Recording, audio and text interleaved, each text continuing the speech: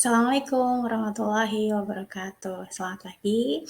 Sebelumnya bertemu lagi dengan saya dan teman-teman yang pagi ini di sini akan membahas mengenai rancangan pembelajaran dalam UBD.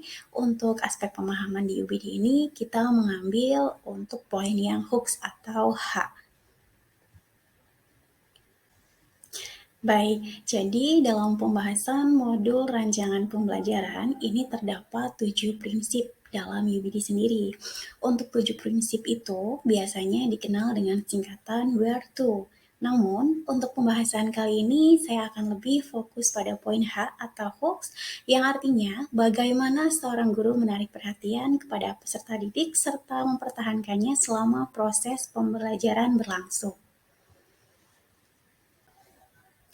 Oke, untuk sekarang kita langsung saja masuk pada pertanyaan yang pertama, yaitu bagaimana caranya menggugah pemikiran untuk melibatkan semua peserta didik dalam ide-ide besar dan juga melakukan unjuk kerja. Caranya itu dengan menggugah pemikiran untuk melibatkan semua peserta didik dalam ide-ide besar dan juga melakukan unjuk kerja dengan membuat pertanyaan pemantik yang sesuai dengan minat, motivasi, dan juga hal yang diketahui oleh peserta didik itu sendiri. Selain itu, metode pembelajaran diskusi akan menarik peserta didik untuk ikut aktif beropini. Penggunaan teknologi yang familiar oleh peserta didik turut mendorong pembelajaran yang nantinya menjadi sangat menarik.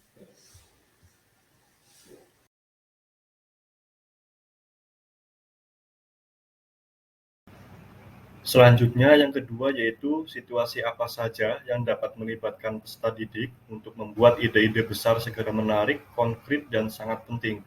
Yang pertama yaitu peserta didik dapat aktif dalam proses pembelajaran dilakukan dengan menstimulasi kegiatan pembelajaran yang berbasis kegiatan praktek langsung dan tidak hanya teori. Kemudian memberikan pertanyaan yang hot kepada peserta didik untuk menstimulus pemikiran kritis peserta didik agar tercapainya berpikir tingkat tinggi atau high order thinking skill dapat berkembang. Dengan demikian, peserta didik akan terlatih untuk bernalar sekaligus berpikir kritis dalam memecahkan permasalahan yang dihadapinya. Kemudian, kegiatan pembelajaran yang dilakukan dan direncanakan oleh guru yang berbasis proyek sehingga peserta didik dapat memunculkan ide-ide kreatif yang dimilikinya untuk menyelesaikan proyek tersebut dan mengembangkan potensi yang mereka miliki.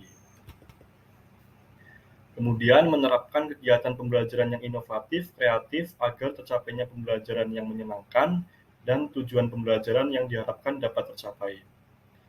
Selanjutnya, melibatkan peserta didik dalam kegiatan diskusi kelompok untuk memecahkan suatu masalah atau penugasan yang diberikan agar peserta didik aktif dan mampu berkolaborasi dan membangun rasa percaya diri untuk memunculkan ide-ide yang mereka miliki.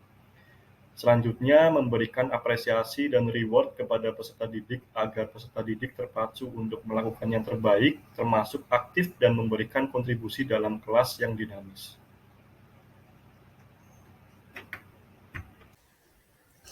Oke, kita lanjutkan lagi karena untuk poin yang kedua sudah dibahas oleh rekan saya sebelumnya. Jadi kita masuk ke poin pertanyaan ketiga, yaitu bagaimana pendekatan penyampaian materi sehingga menghasilkan minat dan keingintahuan terhadap materi. Dan pendekatan yang digunakan di sini kita mengambil saintifik untuk langkahnya sendiri sebagai berikut. Yang pertama, mengamati. Misalkan dalam pembelajaran materi sejarah dengan memanfaatkan video atau gambar keberagaman suku bangsa di Indonesia. Lalu menanyakan kepada peserta didik yang diberikan sebuah umpan dari manakah etnik kalian itu berasal.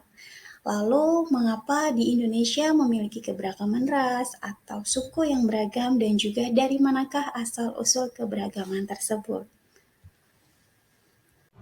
Baik, selanjutnya kita akan membahas berkaitan dengan peluang macam apa yang bisa menopang minat belajar peserta didik, terutama ketika dalam keadaan pembelajaran yang terasa sulit. Nah, sebelum melakukan penemuan peluang, kita perlu ketahui terlebih dahulu berkaitan dengan minat belajar, sehingga kita mampu mencari peluang yang dapat menopang minat belajar peserta didik.